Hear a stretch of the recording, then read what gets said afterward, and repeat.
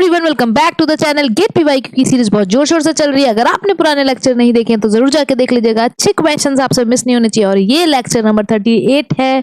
पहले क्वेश्चन की तरफ चलते हैं और पहला क्वेश्चन कह रहा है a soil sample was consolidated at a cell pressure of 20 kPa and a back pressure of 10 kPa। तो हमें सेल प्रेशर दे रखा है, सिग्मा 3 की वैल्यू दे रखी है 20 kPa for 24 hours during a consolidated undrained test। तो consolidated undrained triaxial test है।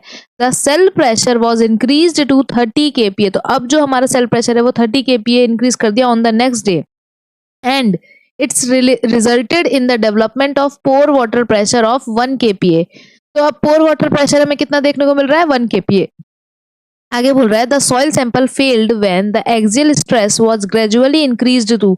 तो यहाँ पर फेल की कंडीशन दे रखी है कि अगर एक्सियल स्ट्रेस जो है हमारा 50 kPa तक इंक्रीज कर दे तो हमें सॉइल सैंपल फेल करेगा। और उस टाइम पे जो पोर वाटर प्रेशर है, pore water pressure at failure was recorded as 21 kPa। तो यहाँ पर बोल रहा है value of Skempton's pore water pressure parameter B की वैल्यू जो सैंपल है, जो सॉइल सैंपल उसके लिए फाइंड करनी है। अगर हम क्वेश्चन की बात करते हैं तो हमें पता है कि जो बी की वैल्यू होती है वो क्या होता है, वो रेशियो है हमारे पोर वाटर प्रेशर के डिफरेंस का और हमारे सेल प्रेशर जो होता है उसके डिफरेंस का। तो पोर वाटर प्रेशर हमें 1 kPa दे रखा है और दूसरे वाली कंडीशन में जो पहला कंडीशन था वहां पर नहीं था, तो हमारा पोर वाटर प्रेशर हो जाएगा 1। और अगर हम इसकी बात करते हैं जो हमारा सेल प्रेशर है तो ये 30 है। 30 मतलब 20 था, 20 से इंक्रीज होकर 30 हुआ, तो मतलब 30 - 20 करेंगे, यही तो चेंज आया है। तो ये हो जाएगा 1/10। इसको हम सॉल्व करेंगे तो आएगा 0.1। तो बी की वैल्यू जो हमारी स्कैम्पटन पोर प्रेशर पैरामीटर बी है फॉर द सॉइल सैंपल, उसकी वैल्यू हमें दे रखी है 0.1। तो इस क्वेश्चन का आंसर हमारा 0.1 हो जाएगा। नेक्स्ट क्वेश्चन की तरफ चलते हैं। Next question is the lane configuration with lane volumes in volume per hour of 4 arm signal direction is shown in the figure. तो हमें फिगर में दिखाया गया है देयर आर ओनली 2 फेजेस। तो फेज की वैल्यू हमें दे रखी है 2। मतलब आगे बढ़ते हैं, क्वेश्चन में बोल रहा है the first phase is for the east west. तो हमें ईस्ट वेस्ट दिया है, मान लो अगर ये ईस्ट है तो ये हो जाएगा हमारा वेस्ट, यहाँ पर हमारा ईस्ट होगा, ये हो जाएगा हमारा वेस्ट, तो ये हो जाएगा east west. And the second phase is for the north south and south north through movement. तो ये नॉर्थ हमें दे रखा है और नीचे हमारा जो होगा साउथ, तो north south and south north through movement.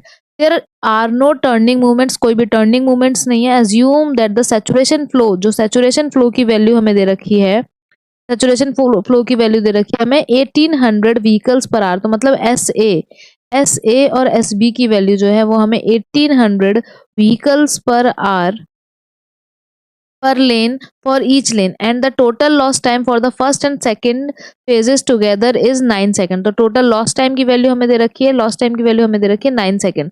ठीक है, तो हमें एल की वैल्यू दे रखी है 9 सेकंड। बेसिकली अगर हम बात करें क्या फाइंड करना है हमें, तो हमें ऑप्टिमम साइकिल लेंथ फाइंड करनी है एज पर वेबस्टर मेथड के अकॉर्डिंग।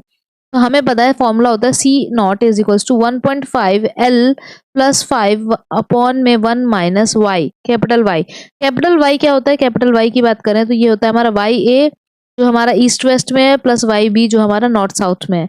वाई ए क्या हो जाता है हमारा, ये हमें पता है Q A upon S A होता है और ये होगा Q B upon S B. ठीक है, अगर क्यू ए की बात करें तो हमें दिख रहा है कि जो ईस्ट वाला ईस्ट वेस्ट डायरेक्शन में उसमें हमारा मैक्सिमम क्या होगा 504 और 440 460 में से हमारा कौन सा मैक्सिमम हो जाएगा, यहाँ पे 460 होना चाहिए, तो ये हमारा 504 हम ले लेंगे। और जो हमारा नॉर्थ और साउथ में उसमें 396 मैक्सिमम हो जाएगा।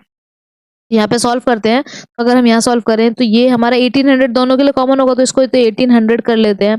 और ऊपर हमारा क्या आएगा, एक जगह है 504 और एक जगह है हमारा 460। तो नहीं सॉरी, एक जगह है हमारा 504 और एक जगह है हमारा 396।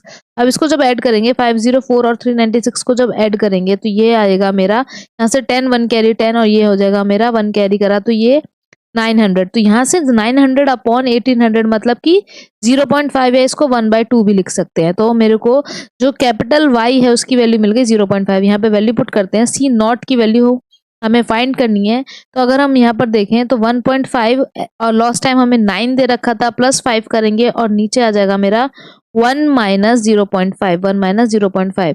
तो 15 9 से होता है हमारा 13.5।